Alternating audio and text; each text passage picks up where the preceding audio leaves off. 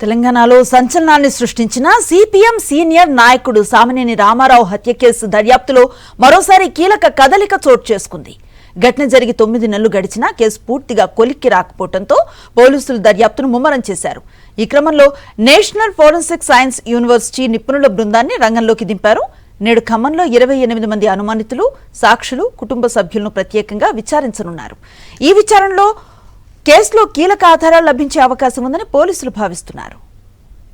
ఇదే కేసుపై మరింత సమాచారం మా ప్రతినిధి మహేందర్ అందిస్తారు.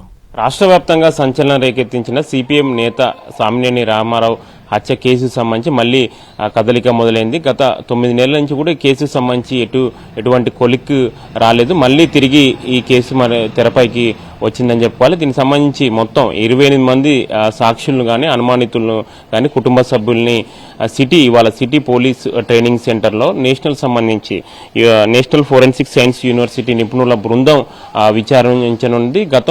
గత ఏడాది అక్టోబర్లో కూడా సామినేని రామారావు ఇంట్లో దారుణంగా హత్యకు గురైన విషయం తెలిసిందే. ఈ నేపథ్యంలో ఇష్యూ సంబంధించి అప్పుడు పెద్ద ఎత్తున సిపిఎం సంబంధించిన శ్రేణులు ఆందోళనలు చేశారు. ఇటు పోలీసులకు సంబంధించి స్పెషల్ పోలీస్ టీములు 5 బృందాలుగా వీడిపై దర్యాప్తు సంబంధించి అనేక కోణంలో దర్యాప్తు చేశారు. ఆ తర్వాత 24 మంది అనుమానితులను కూడా పోలీసులు గుర్తించడం జరిగింది. ఇందులో కుటుంబ సభ్యులు, ఇతర సంబంధించి అంటే బయట వ్యక్తులు అనుమానితులు సంబంధించి ఉన్నారు. వీరందరికీ 24 మందికి సంబంధించి కూడా పాలిగ్రాఫ్ సంబంధించిన టెస్టులకు కూడా చేయాలన్న సంబంధించిన నోటీసులు జారీ చేయడం జరిగింది. అయితే 24 మందిలో కేవలం ఆరుగురు మాత్రమే సంబంధించి బెంగళూరులో జరిగిన ఈ ఎంక్వైరీకి సంబంధించి కూడా వాళ్ళు హాజరవడం జరిగింది. హాజరైన తర్వాత ఈ కేసు సంబంధించి కూడా ఎటువంటి కొలిక్కు సంబంధించి రాలేదు. ఈ నేపథ్యంలో సిపిఎం సంబంధించి రాష్ట్ర నాయకత్వం, జాతీయ నాయకత్వం ఇష్యూని చాలా సీరియస్ గా తీసుకుంది. దీంతో డీజీపీని కూడా కలిసి ఈ కేసు సంబంధించి కూడా పురోగతి ఛేదించాలి, దీనికి సంబంధించి సీరియస్ గా ఇన్వెస్టిగేషన్ చేయాలని కూడా డీజీపీని వాళ్ళు ఆదేశించడం జరిగింది. ఆదేశించిన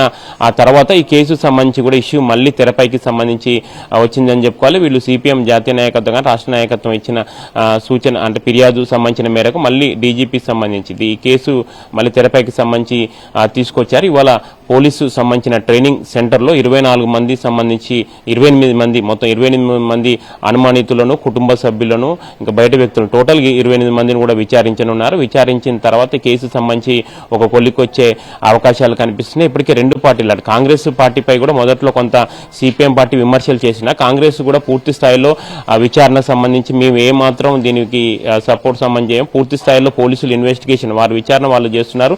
నిందితులు ఎవరున్నా కానీ కఠిన చర్యలు తీసుకోవాలని కూడా ఇప్పటికే కాంగ్రెస్ సంబంధించిన శ్రేణులు కూడా చాలా సీరియస్ గా వాళ్ళు కూడా చెప్పారు. ఇందులో ఎటువంటి రాజకీయ కోణం లేదు. ఎవరు ఉన్నా ఆ కేసు సంబంధించి నిందితులపై కఠిన చర్యలు తీసుకోవాలని కూడా కాంగ్రెస్ సంబంధించి చెప్పుకొచ్చింది. దీంతో 2 వైపులే ఈ ఇష్యూ సామినేని రామారావు హత్య కేసు పొలిటికల్ సంబంధించిన టర్న్ తీసుకోవడంతో కూడా రాష్ట్ర ప్రభుత్వం ఈ కేసును త్వరగా ఛేదించాలన్న ఉద్దేశంతో స్పెషల్ గా సంబంధిస్తుంది. ఇప్పుడు ఇన్వెస్టిగేషన్ వస్తున్న నేషనల్ సంబంధించిన ఫోరెన్సిక్ యూనివర్సిటీ సంబంధించి కూడా ఇది గుజరాత్ రాష్ట్రానికి సంబంధించిన టీము. వీళ్ళు ఇవాళ సిటీ పోలీస్ ట్రైనింగ్ సెంటర్ లో వచ్చి పూర్తి స్థాయిలో సంబంధించి అనుమతుల నుంచి వివరాలు సంబంధించి తెలుసుకోనున్నారు. కెమెరా పర్సన్ సతీష్తో మహేంద్ర, సాక్షి టీవీ, ఖమ్మం.